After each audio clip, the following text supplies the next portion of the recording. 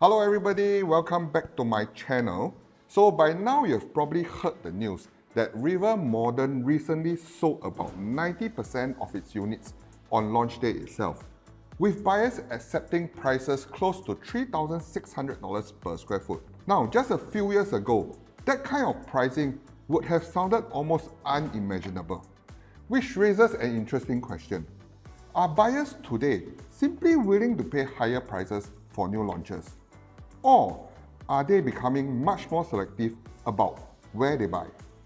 Because today we are looking at Pinery Residences, a new integrated development in Tampines, which could potentially launch from around 2,450 PSF plus minus. And then the real question is going to be, will Tampines buyers accept that kind of price point? So in this video, let's break down the location, layouts, pricing dynamics, and most importantly, the buyer demand behind this project to see whether the numbers actually make sense. Now let's start with a quick overview of the project.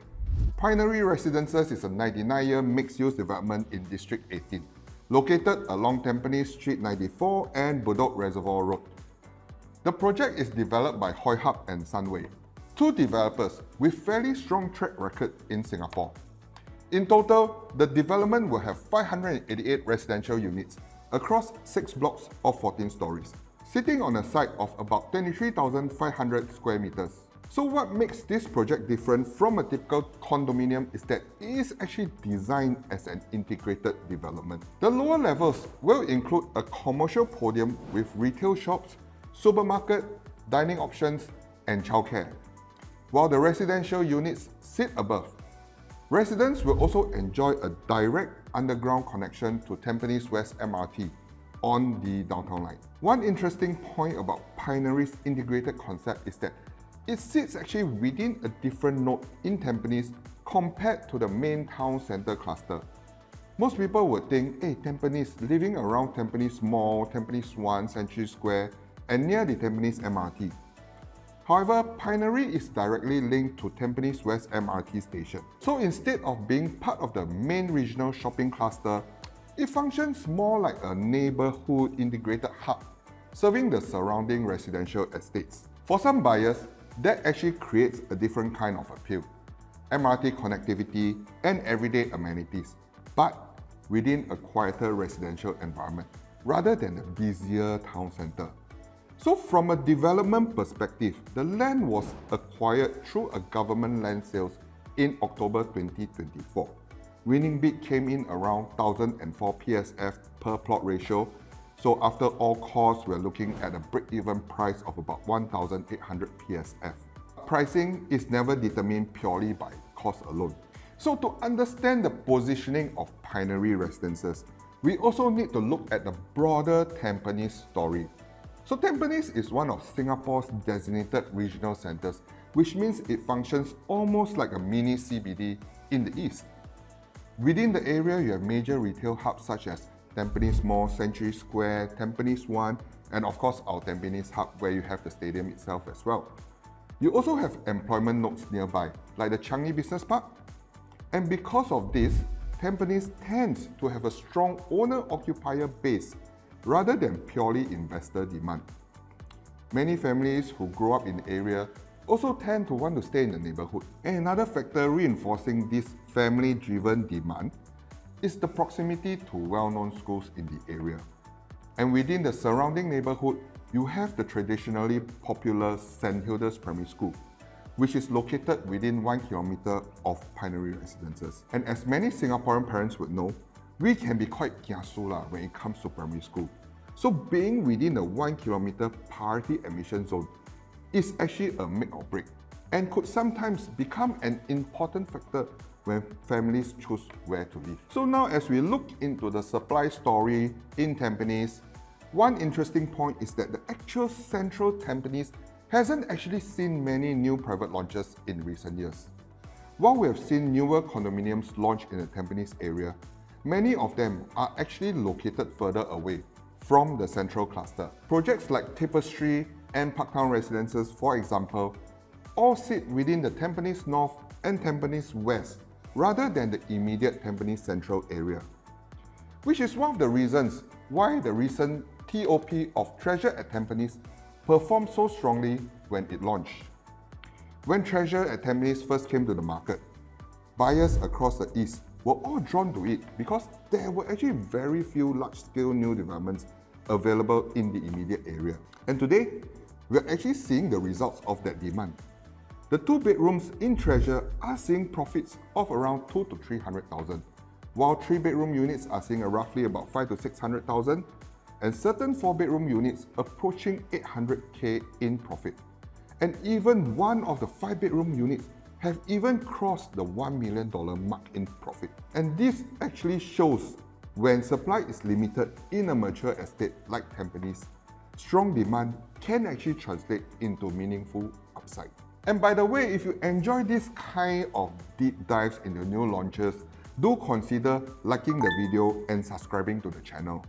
I'll be covering more upcoming projects across Singapore and breaking down the numbers so you can actually make a more informed property decision. Now, let's take a look at where the future buyer demand for projects like Pinery might come from. So when I speak to my buyers, right, there's always something I remind them of. It's actually very easy to buy into almost any project. You got money, you can buy. But the more important question is, what is your exit strategy? Because one day you will have to exit.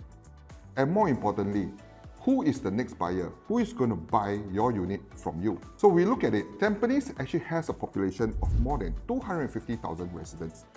And many nearby BTO developments will gradually reach their MOP over the coming years. Another interesting thing about mature estates like Tampines is that they tend to develop a self-sustaining demand cycle. With such a large population base, you constantly have BTO owners entering into the market, some of whom eventually upgrade into private housing after reaching their MOP. So for developments like Pinery, the future resale demand may simply come from the next generation of Tampines homeowners moving up the housing ladder. Looking at the unit mix, we have about 43% of the development consisting of 2-bedroom units, which means more than half of the project is made up of 3 bedrooms and above. And interestingly, there's no 1-bedroom units, and the developer actually even skipped the typical 2-bed, 1-bath layout, going straight into the 2-bed, 2-bath units.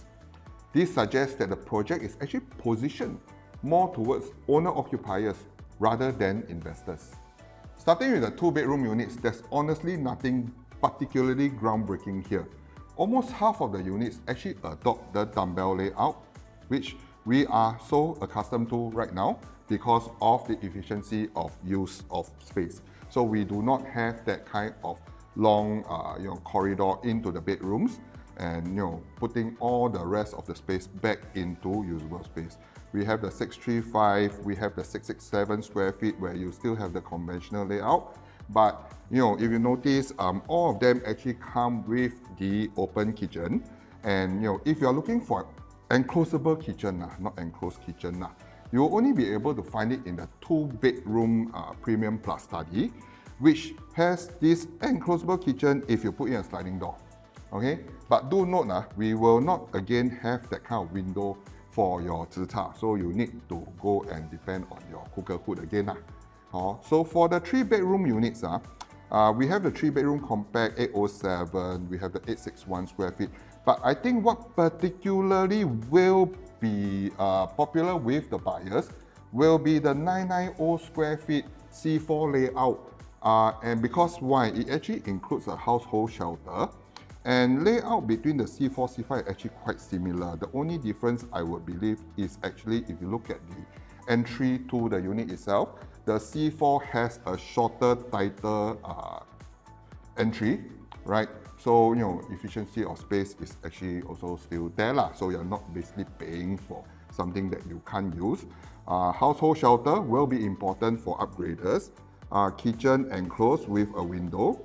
1, 2, 3 bedrooms all fit a queen bed, right? So another industry trend worth noting that actually we are seeing smaller bedrooms in newer launches, right? And Pinery is actually no exception, with some of the common rooms around 8.4 square meters. So for the 4-bedroom plus layouts, right, we actually also still have quite a few layouts. We have the 1195 smaller, 1227 and the 1238. But I think, buyers looking for a bigger space, multi-generation living would probably go for the 1195 lah. Okay, why I say that again is, we actually have a shorter walkway corridor. Again, you are not paying for something that you cannot use. And 1195 actually a very comfortable size. You have 1, 2, 3 bedroom, 4 bedroom, all at 8.3, 8.4 square meters. And they're able to comfortably fit a queen bed as well. And what is interesting to note here is that the 4-bedroom plus study units actually has something which is actually very rare in Tampines, right? It actually has integrated the study into the living room, giving you a very comfortable landscape layout, format. And I believe, correct me if I'm wrong, if my memory serves me right, Pinery Residences is probably only one of the few developments in Tampines with this kind of similar landscape layout. And let's be frank, when you say 4-bedroom premium plus study and the study is integrated into the living room, what you are paying is for the landscape layout and not for the extra study. And why I say the 1195 square feet will probably be something that owners will consider more is if you notice, right, the layouts for the 4 premium plus study, actually come with household shelter, whereas the 1195 square feet D2 comes with a storeroom. And this storeroom actually is hackable. So owners who want to expand, a larger family, bigger dining space can actually hack this off and expand out the dining space itself. And we come to the champion of every condo, the 5-bedroom luxury. And why I say that, this is really the money maker. And we have already seen Treasure at Tampines 5 bedrooms have already managed to cross $1 million in profit. So interestingly enough, when I look at the 5-bedroom luxury layout, developers have actually given it a portrait layout rather than the landscape layout that most champion units would have. So the 4-bedroom has a landscape and then the 5-bedroom has a portrait. Okay, and it also comes with a long corridor, which, when we look at a lot of the 5-bedroom layouts now, the developers tend to have 1 bedroom on the other end of the unit and try to shorten the corridor leading to the bedrooms. So, you are actually experiencing a very long walkway, which, technically sometimes you really can't use it for much. So depending on the household configuration, some buyers may actually find the 4-bedroom layouts more practical. So overall, the layouts here seem designed quite deliberate for family buyers and owner-occupiers. But ultimately, even the most practical layouts still come down to pricing. So how might the developer actually price this? In Tampines today, we are seeing a 3-tier pricing ladder forming. At the entry level, you have Rivelle EC, which is also launching at the same time at around 1,800 PSF. Above that, you have the benchmark, which is set by Parktown Residences, launched in early 2025 and averaging at about 2,360 PSF. Units are now transacting closer to 2,004 PSF. So when developers actually price Pinery, they will likely position it slightly above the benchmark because that is already what buyers are able to accept, which means we could realistically see launch pricing starting from around 2,450 PSF. And at that level, a 3-bedroom unit would still fall around the 2.4 to 2.5 million range, which historically has always been the upgrader sweet spot. Meanwhile, the 4-bed units could actually sit around the 3 million range or slightly just above depending on the level. If you want a higher floor, it's going to be a little bit more. Okay? And interestingly, EC affordability isn't always as straightforward as it seems. So the question people also has been asking is that, hey, Rivelle, the EC is launching the same time, same place, and is this going to actually be affecting the sales and pricing in Pinery? So interestingly, EC affordability isn't as always straightforward as it appears. The ECs run on the MSR framework, whereas the Pinery Residences, the private condos, run on the TDSR framework. So for example, a household earning $16,000 a month buying a 3-bedroom unit at Rivelle under the MSR may qualify for about $1 million loan. That means the starting price of about 1.588 for Rivelle 3-bedroom, you will need roughly $600,000 in cash and CPF. However, the same buyer purchasing a similar 3-bedroom unit in Pinery under TDSR could actually qualify for $1.85 million loan, requiring roughly about $300,000 instead. So despite the EC having a lower headline price, the financing structure can sometimes make a private condominium more manageable from an upfront perspective. So before we wrap up, if you found this analysis helpful, do consider liking the video and subscribing to the channel. I'll be covering more upcoming launches across Singapore and sharing breakdowns like this so you can better understand how the numbers actually work. And if you're currently evaluating projects like Pinery Residences or Rivelle EC, feel free to reach out. I'm always happy to walk through the pricing, loan structure, and your exit strategy, so you can decide whether the project actually makes sense for you. So coming back to the question we have asked at the start of this video, will Tampines buyers accept 2,450 PSF? The answer? Probably yes, but only if the developer manages to keep the quantum within the upgrader sweet spot. And if you're planning your next move in the property market, I help you plan your next move properly. Because the right move isn't just about property, it's about planning. And if you like a second opinion on your own property plans, feel free to reach out and we can have a quick discussion to see what actually works for you.